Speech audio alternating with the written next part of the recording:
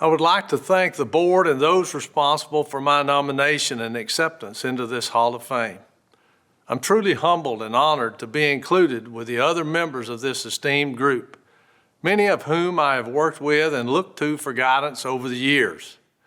I certainly did not envision 40 years ago where officiating would take me or how it would affect my life. A casual invite from a friend, Joe Griggs, to join him in officiating set me on a path that has literally carried me all over this country and overseas as well.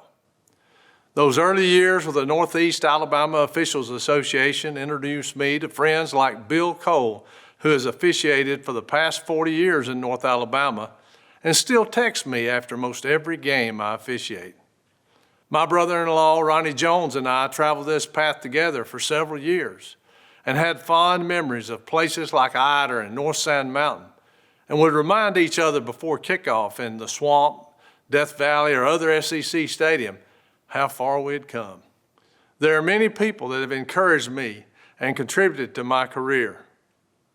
My first college assignment came with the College Football Officials Association, headed up by SEC and ACC officials that worked independent schools like Troy State and Jacksonville State at the time. Bill Goss gave me the first call to work at Troy. Bill was the referee and I was the rookie line judge. Well, during the game, the crew got confused on the number of downs, and I disagreed with the linesman on the down. Well, the linesman had more experience than the rookie, so Bill went with him, and turned out we missed the down. Even though I disagreed and had the correct down, Coach Blakeney blamed the rookie. So after several years working these independent games, Troy and Jacksonville joined the Southland Conference, and they needed some officials from Alabama. Jim Blackwood called and asked me to join the Southland Conference. Jim was a great teacher and supervisor, and he put me with a great referee, Paul Martin. What a great league the Southland was. Some of the most interesting venues from Nacogdoches to Natchitoches and Thibodaux to Troy. If you're ever in Huntsville, Texas, you need to try the Holy Smoke Barbecue at the New Zion Missionary Baptist Church. After 3 years with the Southland, I got the call from Bobby Gaston inviting me to join the SEC. Bobby was a great mentor and challenged me to improve every year. That first year, he assigned me to work with another great referee, Rogers Reddy. Rogers was instrumental in my development that first year and went on to be the supervisor when Bobby retired. I've been fortunate to work with a lot of great officials. When you join arms and walk into one of those great SEC venues, you develop a bond that lasts forever. This is what makes officiating so special. One of my close friends is a member of this hall, Steve Shaw. When I first started in the SEC, I was a bit jealous of those on Steve's crew.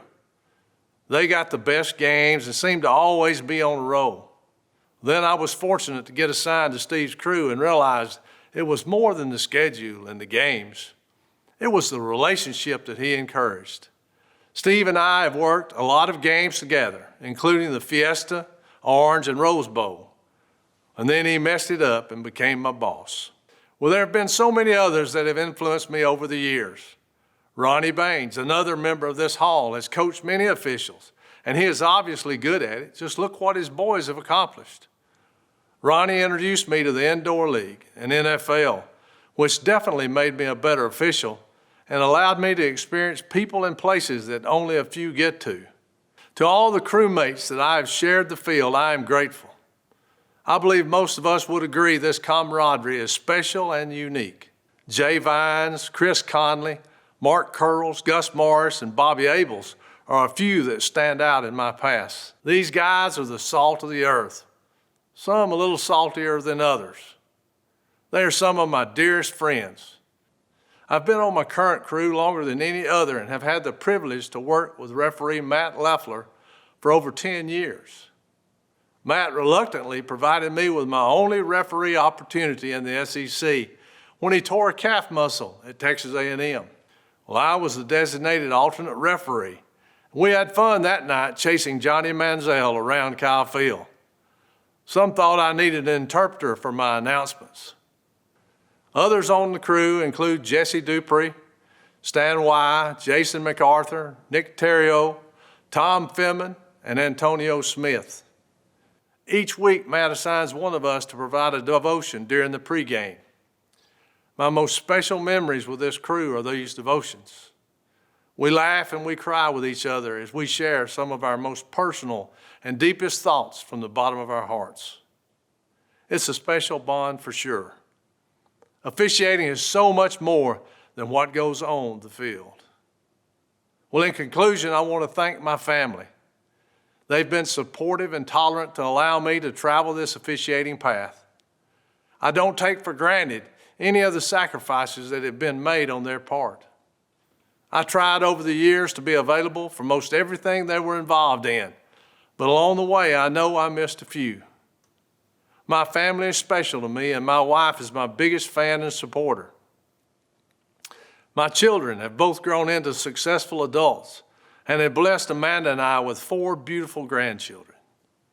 To my wife, Amanda, daughter Hannah and husband David, son Jake and wife Annie, and to those beautiful grandkids, Corbin, Sadie, Colton, and Christian.